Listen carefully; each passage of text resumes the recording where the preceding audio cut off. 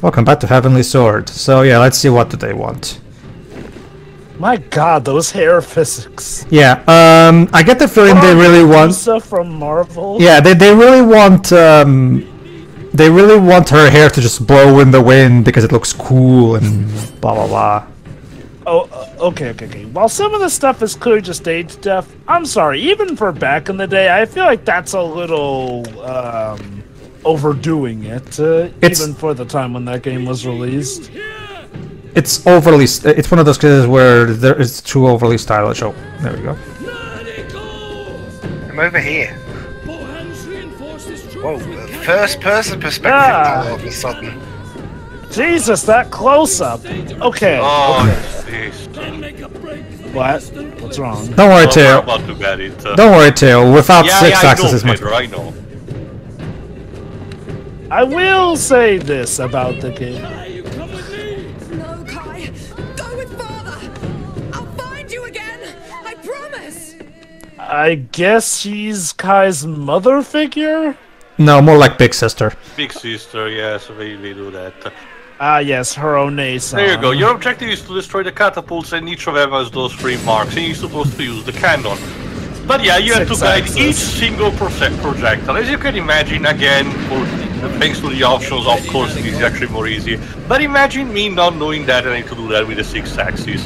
This is a nightmare. Yeah, I can imagine. I will say this, just looking at this, I can definitely get the feeling that and even remember, using more also with a terrible controls, it's very stiff. So does this game have 6-axis support or no? We literally just went through this.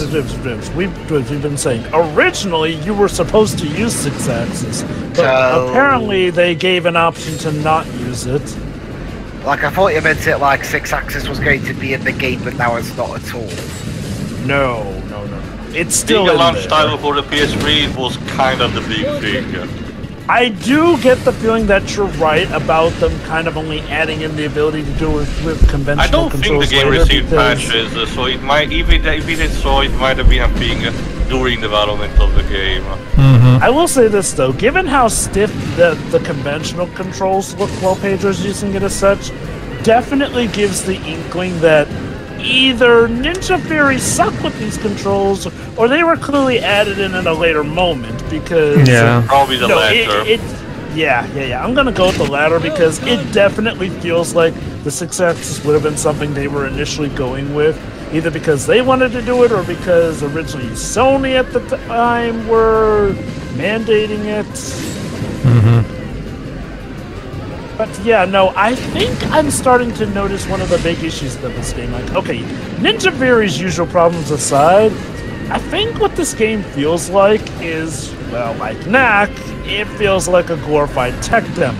Oh, sure, it has gameplay, but it feels like the focus is much more on the production value designs than, well, actually making a fun game. Yeah, it is. Like, the gameplay is very simplistic. There's not really that much to it. Even at its best, the game is not particularly compelling gameplay-wise. Yeah, this game is clearly running entirely on its Hollywood-level presentation to carry it through. Again, they got Andy Serkis to make sure they had top-notch mocap. A lot of good all did them because, yeah, it seems like this franchise is kind of a failure. To be fair, this game came out at a time... This game could have been the greatest game ever made and still would not have sold because it was stuck on the PS3 in 2007. Also, I don't think they actually wanted to necessarily to franchise it. Actually, Tail, I researched. Ninja Fury wanted to make a sequel.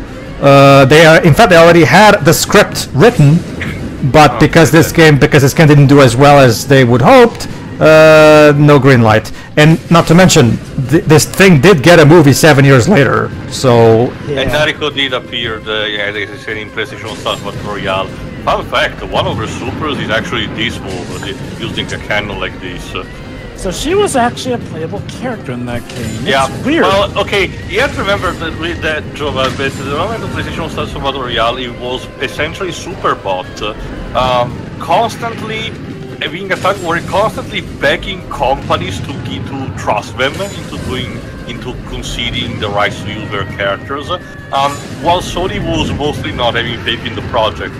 The only reason probably why Nariko showed up outside from the fact that Nariko is properly after a first-party title was because Ninja Theory was pushing for them to include their version of Dante, which its game was releasing, during those years.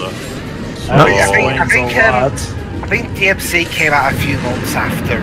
Yeah, so again, unfortunately, a couple of the characters included there were just set to promote the stuff that was happening more than, being covered in history. It's a shame because you can see still, characters who instead wanted to reflect the properties of PlayStation like Parappa and, Sir Daniel, which, did not really had any reason to promote necessary material. But unfortunately, because again, like he said, Sony clearly did not have enough faith in the project to give enough of a budget, or concede file development to Superbot, the whole thing unfortunately died before it could become, something decent. I will say this. I poked fun a lot of PlayStation's Battlestar Royale, and I find it a very mediocre at best game. I would not mind it getting a sequel that can hopefully in general, Drova, it's a core problem that's still... Oh, great, more catapults. It's still the overall problem. Cutscene. Oh, sorry.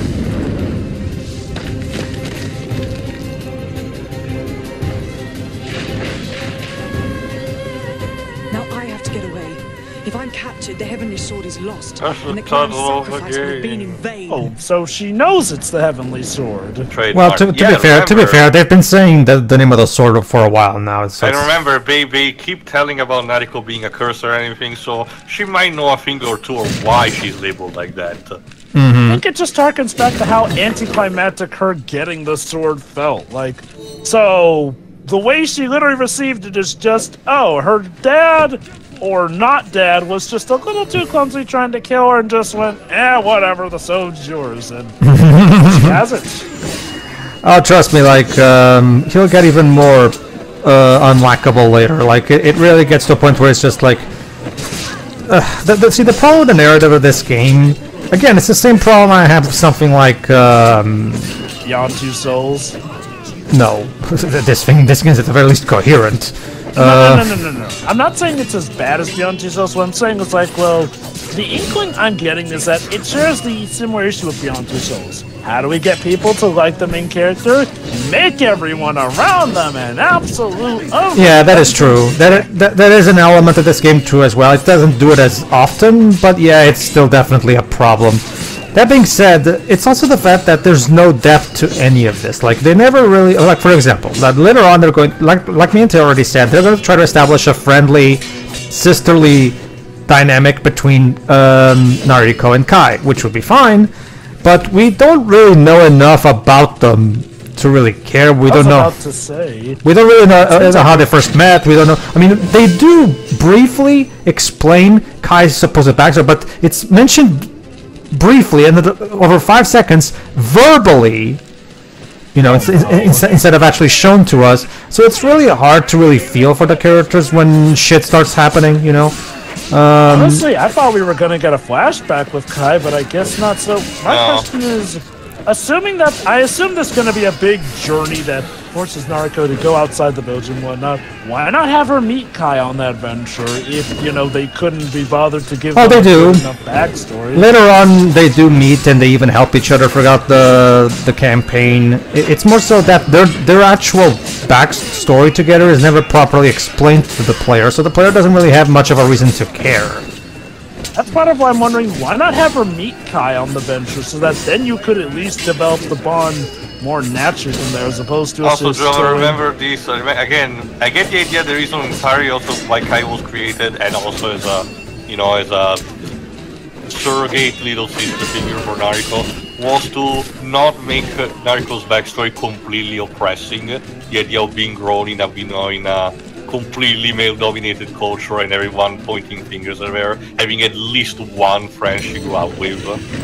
That would be interesting, but I feel like that highlights just one of the problems with a lot of Ninja Theories' narratives, and that they are needlessly dark and depressing, and to kind of an unnecessary degree. Mind, a funny story actually. I was looking into DMC not too long ago, and doing trivia about the game. Okay, I think I got like a quarter of the way through the story. I'm really busy. Apparently, that whole thing about Dante killing an unborn child. No, that's Virgil. No, that's Virgil that did that. I was gonna say because at first people thought Dante did it. Not really. No, not really. Everyone more or less Like the called out cutscene makes Virgil. it very clear who does it. I mean, and don't get me wrong, it still is really stupid, especially given the fact that Virgil uses a gun to do it. Never mind the fact that Virgil pretty much makes his distaste of the use of guns pretty well aware for the usual reasons. They're not honorable, and well, Dante using them definitely doesn't help his mood around them.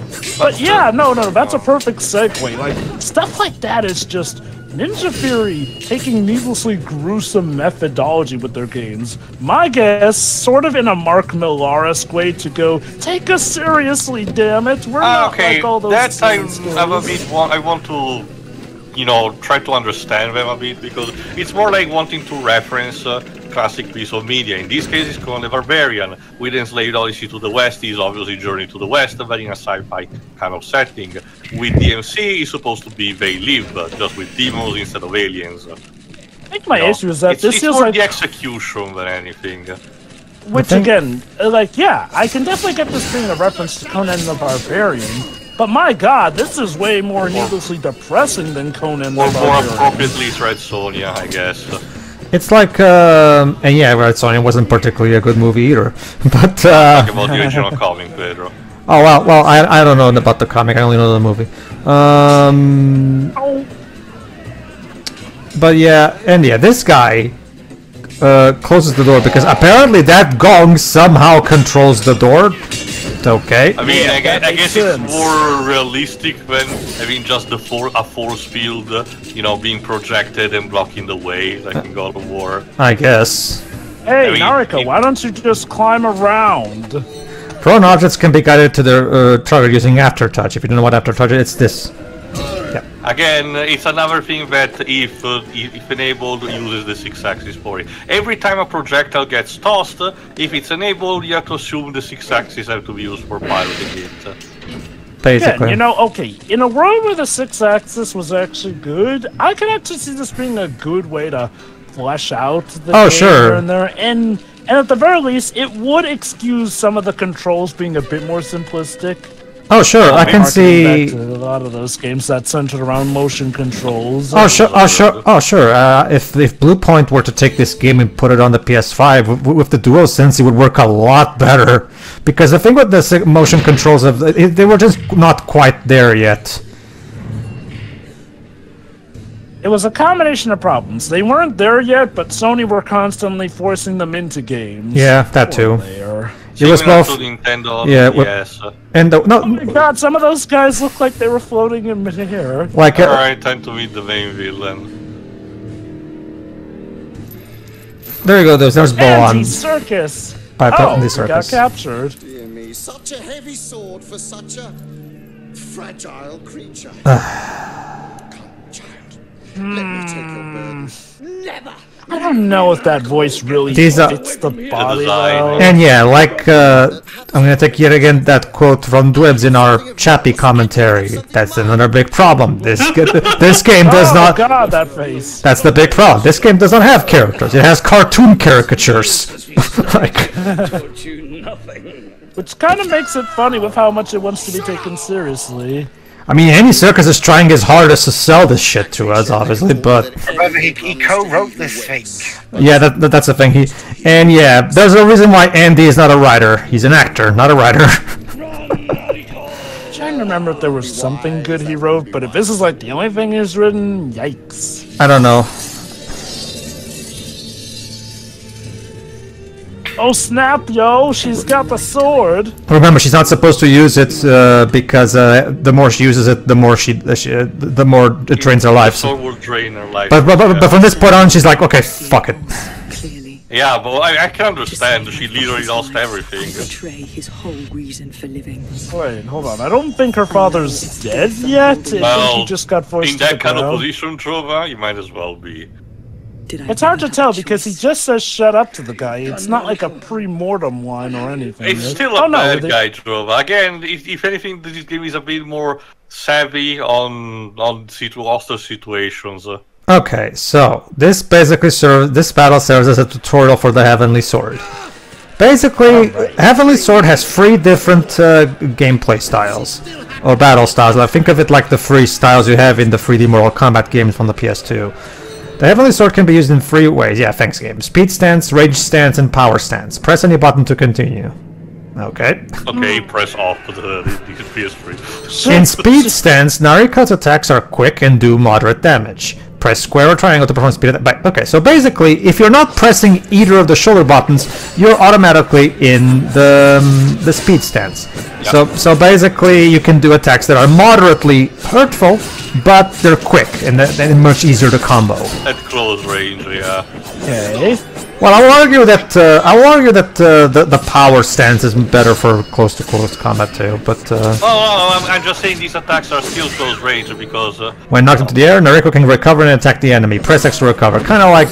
You can see the Heavenly Sword does have these extended chain speed, and one stance in particular uses them to be blatant copies of the Blades of Chaos from God of War. An enemy with a blue aura is using a speed attack. Speed blue attacks are blocked in speed stance. So basically, the game also. Let me guess. So basically, the game also employs a rock paper scissors type of thing where your stance will tell you which attacks you will also block. Basically, go on, Joe. Also, you weren't kidding about the. To be fair, I don't have a problem with that. In range stance, Nariko can attack multiple enemies at distance, but each attack does little damage. Hold L1 and press square and triangle to perform range attacks. So yeah, range stance means you can attack at a distance, but the attacks will be weak. Alright. There you go. Wow. Kratos taught this girl well, I see.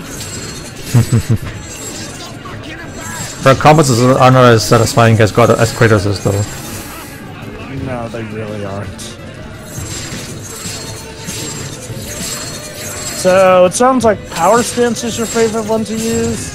Well, power stance is of course the most powerful, but it's slower to use to combo. Two-hand weapon, which is the default design of the Heavenly Sword. The thing about this, Jove, is that this game has a problem with trying to make the enemies not necessarily damage sponges, but they make them unnecessarily tedious to defeat, in the sense that they all have helmets and shields, meaning you have to constantly try your best to try to hit them whenever they're not using their shields. And as far as the game tells you, there's not really a way to, disarm their shields. Like a parry attack that you can use. Okay, if I remember, you can't even I'm the power extremely stance rusty, and, but I do remember that there are at least moves, at least with the power stance, where you can launch the enemy in the air, and if it gets knocked out, you can insta-kill them on the ground. Well, the way you insta-kill enemies is by using the super style moves, like I just did. No. Yeah, of course. But if an enemy is on the ground, as shown in previous. Yeah. If they're on the ground, yes, you can stab them there. But when they're on their feet, there's gonna be a lot of times where. That's what I mean. Usually, if I recall correctly, the ideal tactic is to use a launcher move, which launches the enemy in the air, and when they actually fall down, they are actually on a vulnerable position. Oh yeah, that is true. Thing is, Teo, I don't know, maybe I'm doing something wrong, but sometimes I have successfully launched enemies in the air, and then I will press the square button, and yet for some reason she doesn't stab them. Like, I don't get what I'm doing wrong. Also, again, you weren't kidding about the frame rate dipping constantly. Well, again, see, the thing is, I went to, like it said on our PCS3 wiki, if you change the V-blank frequency, it's technical level, just don't worry about it. If you change the V-blank frequency to force the game to run at a 120 Hertz refresh rate, the game will double its frame rate to 60. Problem is, the same unpolished frame rate of the original game is still there. So obviously, you know, so obviously, without an actual patch into the game's code, you can't fix the. Yeah. Because see, the thing is, let me notice. You know, remember when I showed you Nier Gestalt running on the simulator? The reason it runs so well is because I'm not using any kind of tricks. I am using a fan-made patch to fix the frame rate. So well, I'm talking about Nier right now. So that fan actually made an actual patch to fix up the game's frame rate. This, on the other hand, this is just me using the emulator. The emulator is forcing the game to run at 60. Thing is, the game was not really made to take advantage of said frame rates. So again, it still runs smooth. It still runs. Yeah, that's another problem. A lot of times the game will have these battles and these battles go on for so fucking long, for way longer than they need to. Also, doesn't help that there is sadly not much enemy variety. Like Theo said, this game is really short, so you can tell the developers are trying every trick in the book to try to lengthen the game as much as possible. Go on. So basically, in typical Ninja Fury fashion, we have a ton of enemies, which means that the pacing is bogged down. We have an overly simplistic battle system, which means that we can't even really mix it up that much. With enemies that are tedious to take down. What a wonderful package. Like, I get that the idea is for me to practice all the moves the game just gave me, but you taught me one by one. I feel like I'm already good enough. I feel like this battle should be over by now. I wouldn't even say there's that many moves. It's more like you've got 3 different stance changes and then bam, same combos, different animations and effects. Yeah, that's the thing. Like Theo said, the enemy variety in this game is complete garbage. I mean, that's not necessarily a game ruiner. I mean, the new God of War games don't have much in terms of enemy variety, but those games still work fine because they compensate in other aspects. This game, on the other hand, this game doesn't really have anything to distract you from that. Not really. It's also, it's more of a first installment kind of thing, because, for instance, Ragnarok did fix it also that problem. I will argue Ragnarok's variety is still not quite on the level of the classic Olympus games, but it's definitely an improvement over the 2018 one, yes. Go on. So that's the thing, though. As soon as, like, the technical wonder showcase of this game wears off, what you have left seems to be a very dull game. Again, maybe it'll pick up later. It kind of. The best first impressions. Okay, yeah. See, the thing is, the combat is very repetitive. Yes, they try to mix it up with those free stances, but all it really boils down to is, do you want to hit hard or do you want to hit quick? It basically just boils down to that, really. So I appreciate the attempt, but it still does very little to disguise the fact that the combat is very button mashing. Remember, the game itself literally tells you verbally that you should button mash. So do I dare hope that this game at least has interesting boss fights? Not really. Well, okay.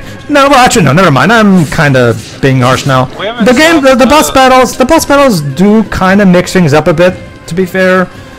They have their own gimmicks, to be fair. Thing is, this game also tries to do the same thing God of War does with the QTEs, except the QTEs, I will argue, are worstly executed as well than in God of War. Anyway. Oh, it is pretty, isn't it? Yes. I love how he looked like he was yawning. Yeah, I feel the same way, bud. Or else I'll kill the old man painfully. And I can be... Why didn't you just open up with that? Get this sword away from him! Shut up. Again, you can tell in the circus he's really enjoying his role. Oh, was he vodka or something? Epic slow-mo! Yeah, we haven't talked much about the composer. To hit her? They have all the they have the aim of stormtroopers. What was I before? Oh god, that pose. Again, the game is just relying entirely on its presentation, like just praying and hoping you find this the coolest thing ever. Well, now let's go back in time. 3 days ago. No. It's more of a case of end of the chapter. We started in medias res, which means 3 days ago from the beginning. Oh, so we're counting down essentially. Yeah. This is Nariko putting the pieces together. Oh God, girl, your dress has a mind of its own. Yeah. My sweetest So friend. So I guess this was the first time she died. You've turned me into a killer. Oh, boo-hoo. She's addressing metaphorically the heavenly sword, Jova. Yep. But you already were a killer before you got the heavenly sword. Remember, it's more of a case of the heavenly sword that gave her a first more power. So there you go. That's chapter 1 finished. Now we have chapter 2. There you go. See, basically, the chapter selection is dedicated by these various swords, and you can replay any of the chapters anyway. But so you can the single orb represent a section of that. Yeah, basically. Okay, the Medusa hair aside, again, the presentation for this main menu is pretty neat. Oh, it is. Again, you can tell they definitely gave Ninja Fury a really substantial budget, so they could really show off what the PS3 can do. And to their credit, yeah. This is definitely for 2007. This is a very visually impressive game. So I mean, look at that face. You would never see a face like that on the PS2. Like compare that to the PS2. That's a huge jump. Hey, Kai. The others. Father. Where are they? Gone. I guess Kai managed to find her. Gone. Mm-hmm. Gone where? Master Shen said I must hide. And did you? Yes. No. Well, clearly she did. She's with you. Well, a bit. Please, Kai, you have to tell me what happened. I got bored. Behind a tree. I saw those soldiers again. And yes, she has cat ears for some reason. And some of the others. It's the bandana that creates the effect.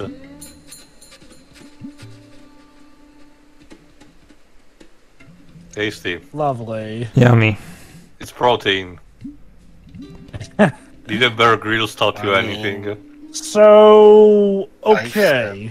This was once a place of tranquility. So I guess we're to assume that essentially what happened was she fell down into that frozen river, died, And Kai came back from rescued the her. dead, and Kai rescued her, yeah.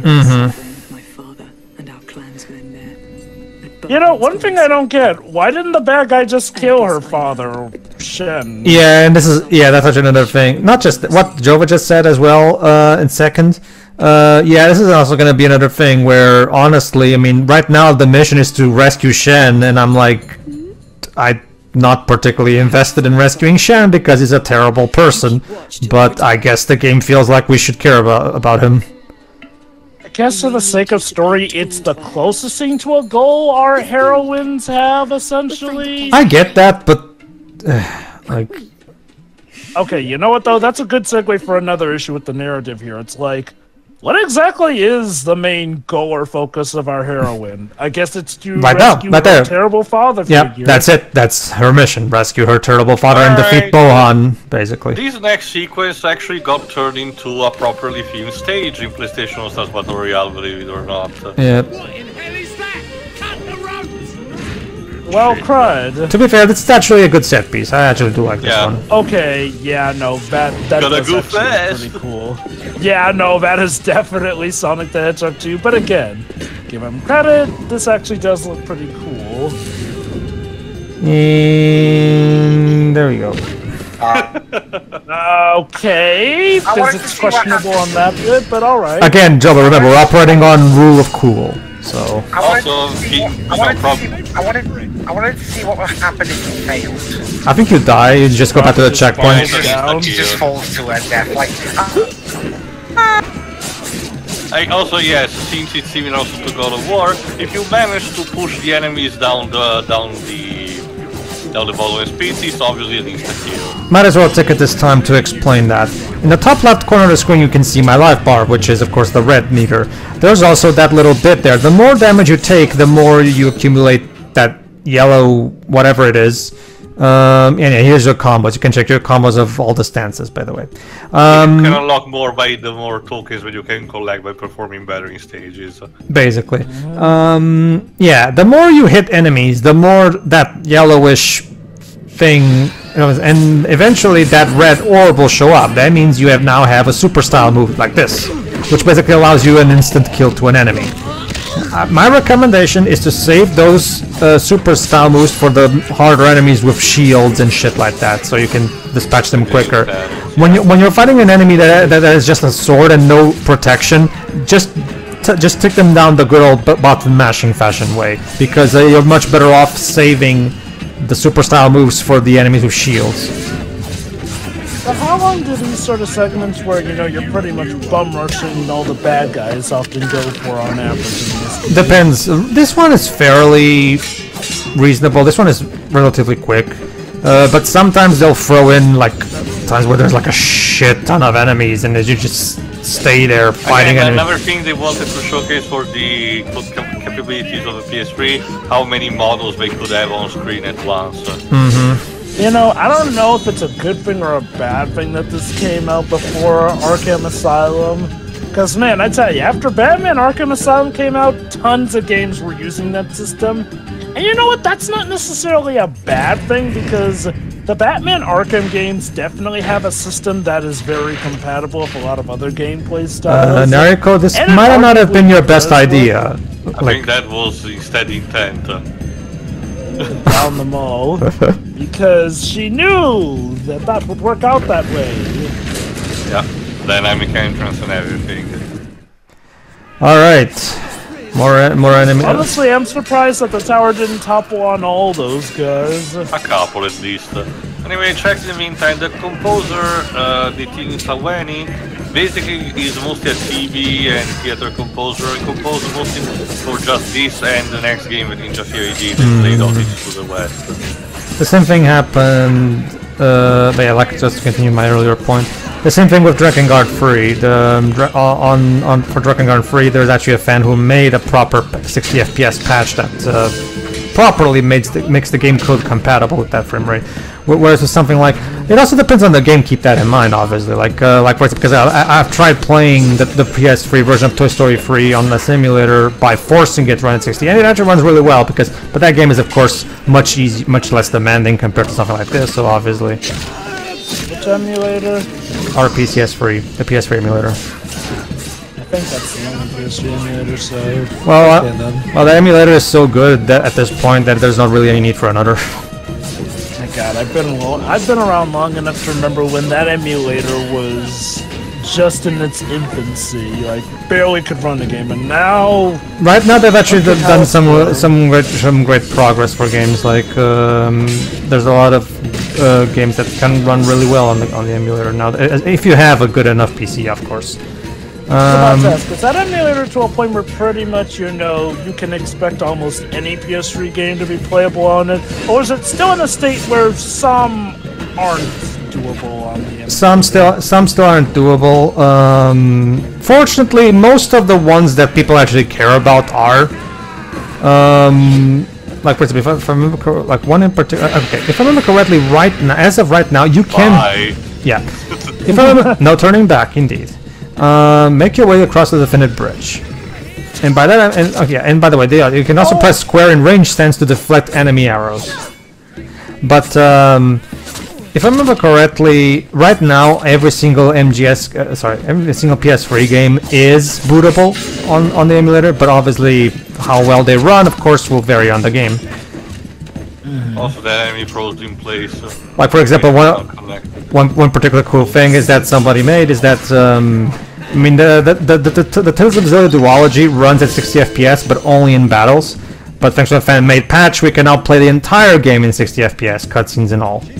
Is there any reason you were rolling like that? Like, I'm guessing, is it like a tech move? Because Jova, to pretty much dodge any bout of damage. Because Jova, when you get to this part of the area, the enemies stop chasing you.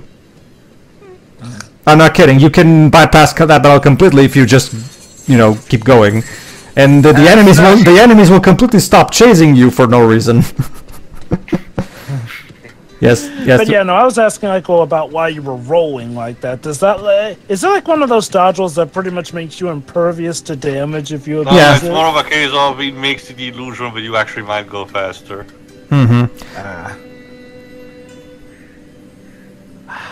What a beautiful cherry blossom. The typical San Francisco cherry blossom. All right, so the funny thing is they are there. here's the thing with this gun. Yeah. So basically, supposedly you have to hit Captain America. You have to throw the shield, Captain America style, into the other shield so that it ricochets and hits the gong. Actually, Right? it's an helmet. Well, whatever. So Nariko, can you do this all day? I guess she can. Let's see. There you go. Oh, Bonk. fuck. Nope. Whoopsie. Yeah, again, Jova, like, already you can see how painful it is even in the best conditions. Yeah, no, it definitely feels. It looks like something that definitely was going to use the motion controls. And I can it definitely did. see the cool factor about it, you know, the fact, oh shit, it's like one on a Wuxia movie, you see the projectiles, you can command its trajectory, they do the perfect shot and killing it and everything, but it's just painful to execute. Yeah. Okay, you know what this game needs for sections like this? It needs one of those trajectory reticle things, like, you know, the kind of thing that gives you an idea of how something's gonna bounce with how, It's you know, funny the you mentioned lines that bend. because God of War Ragnarok kinda has something like that. Yep. Yeah, I don't get why they didn't have one for this game though, There because we go. man, that segment And yeah, looks like it's occasionally a we get these old 2003 style, you know, other panels that showcase something that's happening around the same area. Yeah, that's the thing. That was happening right in front of us, so why did they do Yeah, that? in this case it was a bit redundant. Let me guess. Another area full of enemies. Oh, boss. Oh, speaking of bosses. Where the fuck? Skeletor? But of course, before we fight the boss, Why does he sound like Skeletor? because every because the children. because Dwebs, every character in this game is a cartoon. Okay, let me guess. They're doing this to show off, look at all the cool custom animations we can do in-game in real time. Because otherwise, why not just have this be a dedicated cutscene? Yeah. Honestly, That if being you said, that is a cool-looking thing on his back. No, it looks impractical as all heck. There's a reason why that's the nickname. it is weird. I don't get why they bothered to make so many of the game's the primary cutscenes pre-rendered movies, because as they've demonstrated in this and even other stuff that we're going to see later, the in-game animations are just as again. You can tell that what the way they did the pre-rendered movies is they rendered everything in-game and then made pre-rendered movies out of those. Which again, you could have very easily taken the Metal Gear Solid route and just make everything in-game. I don't know why they bothered to make everything. All it really does is two things. One, it makes the file size unnecessarily large, and second, it makes it so that, of course, it will be harder to put this on higher resolutions, because you know you cannot upscale movies automatically. You have to go back and to the original Swordmasters and remaster that shit, which we can't do with an that would be something that would be up to Sony, of course. But well, of course, the fans themselves, because to be fair, fans have actually taken upon themselves to remaster the pre-rendered movies of Final Fantasy 13-1. So Okay, let me check actually who voices this guy. Voice sounds a bit familiar. The blind boss, yeah, I know where. Steven Berkoff. Let me check what he is. yeah, I'm like Jova has said before. I'm only like I'm only like almost over an hour into this game, and I'm kind of already sick of the combat, to be honest with you, because Okay, he's still doing stuff to this very day. But he's mostly been also on TV and movies. I think this might be his only video game role, potentially. Let me check. He has been doing things since the 50s, actually. So that's actually interesting. Apparently, he was in Octopussy. What a random. What character did he play? Let me check. Orlov. Oh, I think I might know what you're referring to. Actually, I remember I went on a bit of a rant about him earlier. Also, that he was bad in a character? Also, he was. No. I was all about how I'm not really a huge fan of his actor. Also, Pedro, you might know instead this one. He was Detective Constable Tommy in Clockwork Orange. I don't remember what role exactly is that one. the one that visits Alex in his house. I don't want to be next. Okay. I don't want to be next. Anyway, That's what I said. Comedy. They're trying to be like. See, the reason I compare this to Zack Snyder is because the characters feel like characters from Sucker Punch or 300. You know, like it's just like they're written in that, you know, bigger than life way, that Shakespearean, you know, way. You know that, but yeah. See, here's the thing about I know how to die. That's not a good thing. Yeah, since we keep bringing up God of War, see the thing is, here's the thing, like in God of War, not only are the combos more satisfying to use, the games are better paced, and the game also does a good job mixing it up by throwing in bigger enemies even outside the boss battle necessarily, like in the first game when you're starting on that ship, you have to fight giant snakes and shit like that, you know. Whereas in this, you're just fighting the same three mooks over and over and over and over and over. And it goes on for so long. Do you get more moves later down the line, or is this pretty much what we got? The better you perform in the stages, the more you unlock those dots, and the more you have them, the more you progressively unlock different combos. Yeah, that's because I mean, I could definitely say having played DMC with the gameplay of the sword play as they went along, like it's like DMC. You can say a lot of things about DMC. The one thing I can't say is that it's tedious. There's at least you have a lot more stuff to do in that. Honestly, I have a game. I'm gonna disagree on that one. Like, I mean, no, it really does feel tedious, at least for me, because holy cow, the gameplay of that game. Well, we've said it before. Let's not get into an argument, guys. Come on. Yeah. We'll wait till we get to that game to have an argument about it. Alright. The fact that it needed a whole patch says a lot. Okay, so Flying Fox is very straightforward. Make sure to block an attack or dodge roll out of the way, and eventually you'll be able to take him down. He's not particularly difficult. Honestly, I have a better game to use as a comparison for this game rather than DMC. And anyway, for red aura is using an unblockable attack. Use the right stick to dodge. Okay.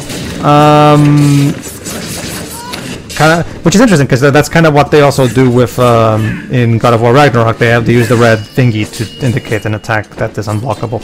But yeah, Rise Son of Rome, because and don't get me wrong, this is still better than Rise Son of Rome because at the very least there's actual combos in this game. Dialogue doesn't shout every 2 seconds, lads. No, but they yell Nariko and shit like that. But they yell. It gives more personality than just having everyone with a British accent. Oh sure. Yeah. Okay, I wouldn't say the accents necessarily were the problem with their personalities, though that did not help with us identifying what the heck was going on or who we're actually supposed to be fighting, since people have British accents in Italy, but we're fighting against the Britons. Here's the thing. So... Here's the thing. So I'm talking about gameplay when I say that, by the way. Because in that game, because the thing in Rise is that as I demonstrated in our playthrough, every single fight in that game is the exact same thing. Just activate the QTE thing and just press whatever button the game tells you to press, and there you go. You're done. Literally every single fight in that game is the exact same way. Whereas this one, at the very least, there is actually a bit more to that game. Again, this is not in any way something that the game should be proud of, because being better than Rise Son of Rome is not exactly something that's a noteworthy feat. So then a game that came out after it. But it does remind me of how in that game it's kind of the same thing where, oh yeah, we're about to enter the... Yeah, I actually do fail this one in a bit, as you're about to see. Yeah, to be perfectly honest with you, see, my thing with the QTEs in this game is that the button, the time they give you to press the buttons is very, very tight. You have to be super, and I'm not kidding you, when you're fighting bosses in this game, pay close attention to what's going on screen, because at any point in time the game will flash a button in your face, and it only gives you like a quarter of a second to notice it. I think it's still more generous than the first Bayonetta. Like, I don't know how much that has to say about anything.